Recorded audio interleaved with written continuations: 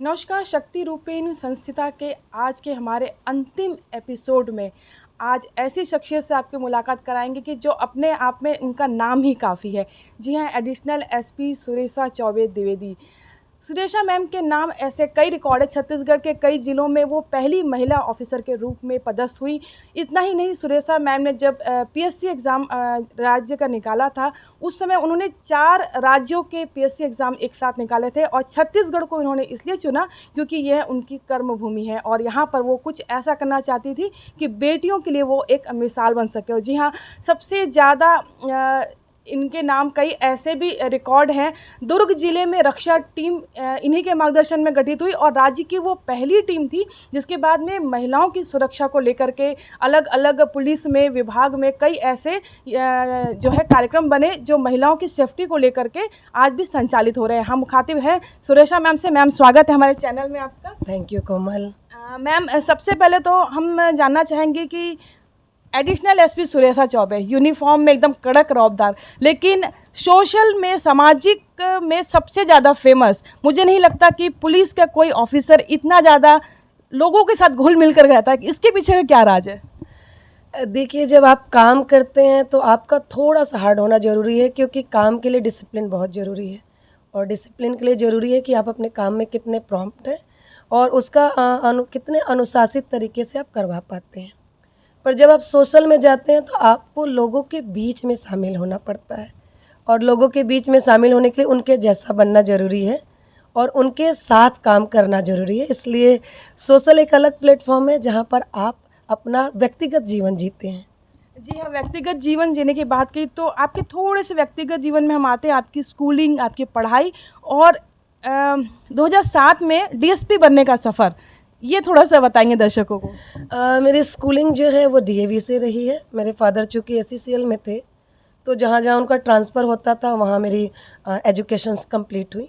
College मैंने रांची किया। उसके बाद 2005 की वैकेंसी थी सीजी की, तो उसमें पार्टिसिपेट किया और ये लक है, परिवार का आशीर्वाद है कि फर्स्ट अटैम्प्ट में मुझे डीएसपी पद मिल गया था। कारवां चल रहा है और मैं छत्तीसगढ़ में हूँ। छत्तीसगढ़ पीएससी की परीक्षा आपने फर्स्ट अटेम्प्ट में ही निकाली थी और उसके साथ साथ 3 राज्यों की और निकाली थी। वो कौन कौन से राज्य थे? इसके साथ ही मध्य प्रदेश, झारखंड और राजस्थान पीएससी। छत्तीसगढ़ चुनने का क्या कारण रहा? चूँकि मेरे फादर एससीसीएल बिलासपुर में पोस्टेड थे तो कहीं ना कहीं ये मन में था कि शुरू से एजुकेशन के कारण बाहर थे, तो ये था कि छत्तीसगढ़ में रहूँगी तो पेरेंट्स के साथ रहने का मौका मिलेगा। और चूँकि छत्तीसगढ़ में मुझे मेरी मनमाफिक डीएसपी पोस्ट मिल रही थी, ये मेरी प्रमुखता थी। डीएसपी पोस्ट के पीछे भी एक कहानी है कि शायद आपके भाई नहीं चाहते थे कि आप पुलिस में आए। ये भी एक जो है रहता है कि बेटियां हैं तो ठीक है डिप्टी कलेक्टर बन जाए, लेकिन थोड़ा सा पुलिस यूनिफॉर्म सर्विस में थोड़ा सा कम लोग वो करते हैं। हाँ जी, मेरी मदर का बड़ा क्रेज़ था कि मैं यूनिफॉर्म सर्विस में जाऊँ। वो पी कैप वगैरह उन्हें बहुत अट्रैक्ट करता था, बट चूँकि भाई होने के नाते उन्हें लगता था कि कहीं ना कहीं होने के नाते इसकी ट्रेनिंग कैसी होगी, हमेशा पुरुषों के बीच काम करना है, तो वो एक सेफ्टी कॉर्नर रहता है एक भाई का, वो उनका दृष्टिकोण था। आप जेएनयू स्टूडेंट भी रही हैं, आपका शायद मास्टर डिग्री वहाँ से की आपने? मैंने दिल्ली से पढ़ाई लिखाई किया था और प्रिपरेशन भी मैं दिल्ली पे ही कर रही थी। उसी ड्यूरेशन मेरा छत्तीसगढ़ में सिलेक्शन भी हो गया, तो आज आप लोग के साथ हूँ। छत्तीसगढ़ में आप बहुत सारे ज़िलों में सेवाएं दे चुकी हैं, कई ज़िलों में आप पहली महिला ऑफिसर रही हैं, तो वहाँ के ज़िलों के लोगों का नज़रिया कैसा? जब बस्तर से धमतरी, धमतरी से सरगुजा, बहुत सारी जगह में आप रही हैं, तो कैसा कैसा अनुभव रहा वो? एक्चुअली जगदलपुर का तो बहुत शॉर्ट टेन्योर था। जब मैं धमतरी में प्रोबेशनर थी तो कभी किसी चौक पे अगर कोई ट्रैफिक सुधार के लिए मैं खड़ी हूँ या लोगों के बीच में हूँ तो लोग देखने आया करते थे कि मतलब डीएसपी, और मुझे देख के वो बोलते थे कि ये डीएसपी है। उन्हें लगता था कि पता नहीं झूठ बोल रही है कि क्या बोल रही है, बिकॉज़ मैं शायद वहाँ पहली लेडी ऑफिसर थी एज अ डीएसपी, तो वो कहीं ना कहीं लोगों के मन में उत्सुकता का कारण था। दुर्ग जिले में भी आप पहली एडिशनल एसपी होकर के यहाँ आई हैं और यहाँ पे रक्षा टीम आपके मार्गदर्शन बनी। रक्षा टीम बनने के पीछे की क्या कहानी थी? जी, एक्चुअली हुआ क्या था कि निर्भया कांड के बाद छत्तीसगढ़ के 6 जिलों को एडिशनल एसपी रैंक ऑफिसर देखेगा और रक्षा टीम बनाने का एकमात्र ये कारण था कि चूंकि ये एजुकेशनल हब है, यहाँ बहुत सारी बच्चियाँ बाहर से आकर पढ़ती हैं, स्टूडेंट्स की संख्या ज़्यादा है। तो बच्चियों के साथ जो ई टीचिंग हो रहा है, उन्हें कोई कमेंट कर दे रहा है, वो मॉल में जा रही हैं या बाज़ार में घूम रही हैं, कोचिंग जा रही हैं। तो हमारे सीनियर्स का ये था कि एक टीम हो जो बहुत ही क्विक रिस्पॉन्स करे और उनका रिस्पॉन्स टाइम 15 मिनट्स का हो। तो ये सारी चीज़ों को लेकर रक्षा टीम का गठन 2015 में दुर्ग जिले में किया गया और वर्तमान में छत्तीसगढ़ के हर जिले में संचालित है। जी, रक्षा टीम की उपलब्धि के साथ ही कई ऐसे अवार्ड भी मैम के खाते में हैं। मैम, क्या क्या अवार्ड मिले और किस किस चीज़ों के लिए वो आप सम्मानित की गई? जब रक्षा टीम का गठन हुआ तो उस साल हमें फिक्की अवार्ड मिला। ये रक्षा टीम का जो कार्यशैली थी और लोगों का जो रिस्पांस था, लोगों का जो व्यू था, उसके लिए इस ड्यूरेशन में मुझे महिला बाल विकास विभाग का बाल गौरव सम्मान भी मिला। एमपी गवर्नमेंट ने भी हमारी जो रक्षा टीम थी और वुमेन रिलेटेड जो हम काम कर रहे थे उसके लिए एमपी गवर्नमेंट ने भी मुझे मध्य प्रदेश गौरव सम्मान दिया। इसके साथ ही बहुत सारी ऐसी संस्थाएं हैं जिन्हें लगता है कि महिलाओं और बच्चों के लिए हम बहुत अच्छा काम कर रहे हैं, तो वो उसके लिए वो कहीं ना कहीं हमें बहुत ज़्यादा प्रोत्साहित करते रहते हैं। ऑपरेशन मुस्कान हमारे यहाँ चल रहा था, उसके लिए भी मुझे डीजी सर की तरफ से पुरस्कार मिला। छोटी छोटी उपलब्धियाँ हैं।